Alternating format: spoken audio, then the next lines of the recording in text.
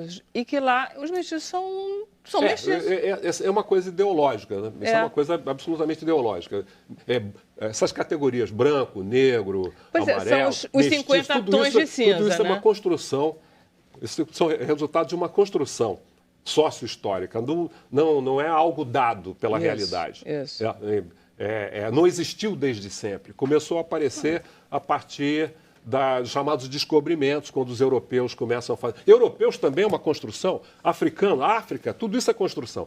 Então os europeus começam a fazer contato com povos que eram diferentes deles, do ponto de vista físico e cultural.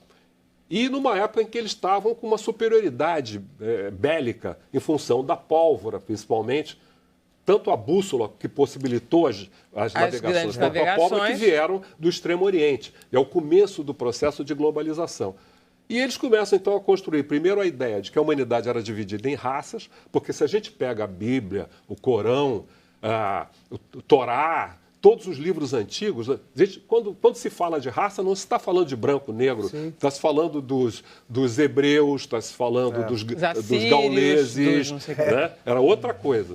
Então, essa construção começa a ser feita nesse período e recebe um arcabouço científico no século XIX, a partir tanto das ciências humanas e sociais, quanto da medicina, da biologia e, mais para o final do século, da genética. Então, essa ideia, não apenas a humanidade é dividida em raças, mas ela é estruturada numa pirâmide com os brancos no topo e os outros grupos na base. Cara, eu podia ouvir o dia inteiro ele falando. Tudo isso é construção. Eu podia ouvir ele o dia inteiro falando. Cara, eu tô branco é uma construção. Branco é uma construção. Por exemplo, Estados Unidos, a gente imagina... Não, eles lá sabem o que é branco. Sabem.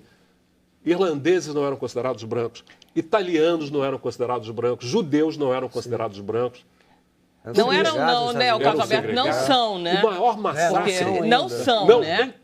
Italianos e irlandeses, talvez, os judeus ainda...